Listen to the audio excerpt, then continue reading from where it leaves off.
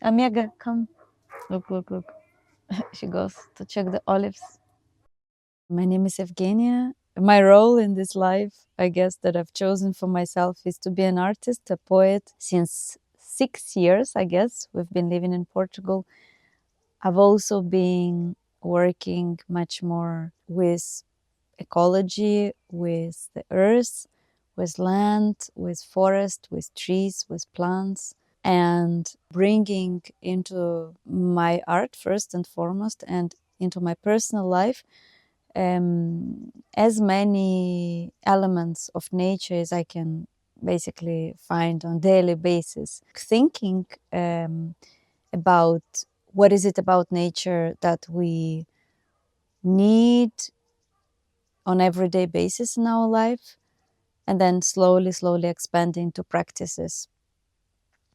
So actually, from the first days of my life in Portugal, I developed a project that's called Eternal Forest. And at the beginning, it was merely an exploration of why we have this kind of situation with forests, that we neglect them, we destroy them, and we don't really care about them, at least in some parts of the world. But we can also say in the world, this is a current dominant situation. And I started asking myself, as an artist, as a human, like, what can I do?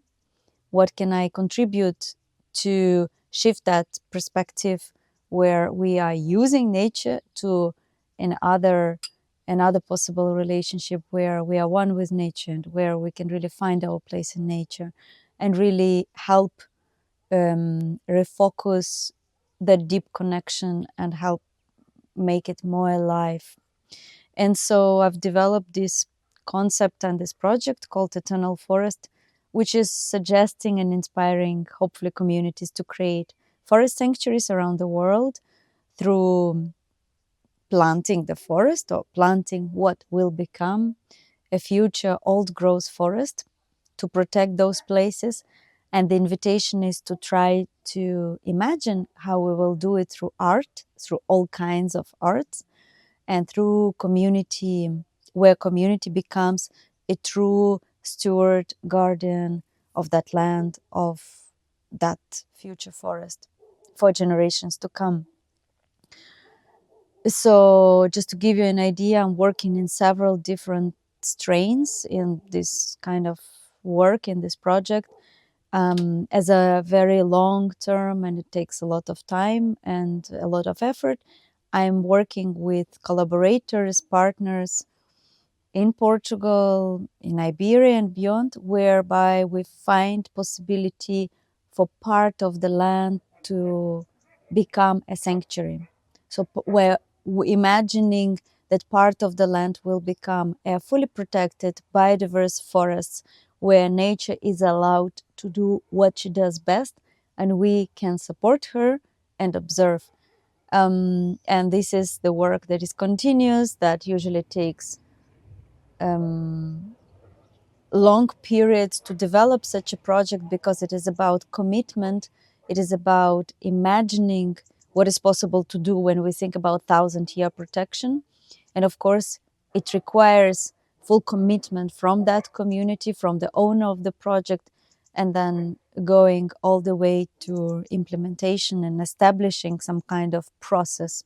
And we can talk about this later.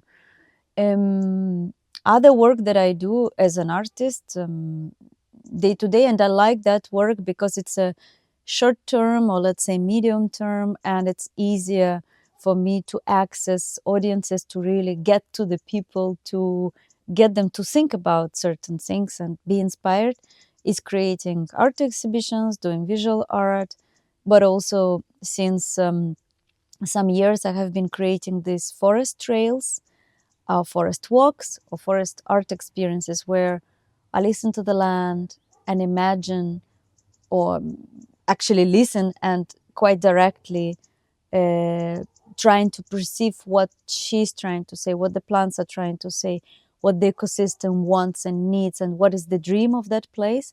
And based on that experience, plus listening to the community, I'm creating those poetic walks, poetic narratives, where I'm bringing people with me on that walk, and they become witnesses, they become participants, and they become immersed into that process.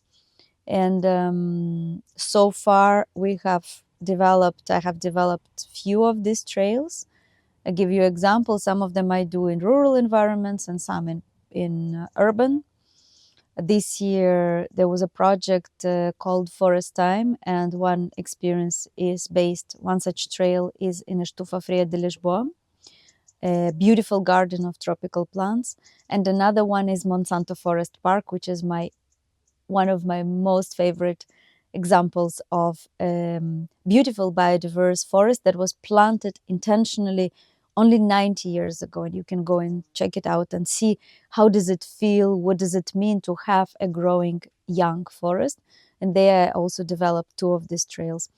And then those trails, together with the map, with poetry, with all the, let's say, data that goes into it, and all the art that is more like experiential, then informs my visual work and calligraphies that then I can make on paper, on fabric, and capture the essence of some of these beings of the forest or some of these places, and take it to, let's say, a gallery space. So I'm really trying to build those bridges between the something very long term that takes a lot of time to develop, and something that I can do meanwhile and build community and build awareness and create a new story that is emerging.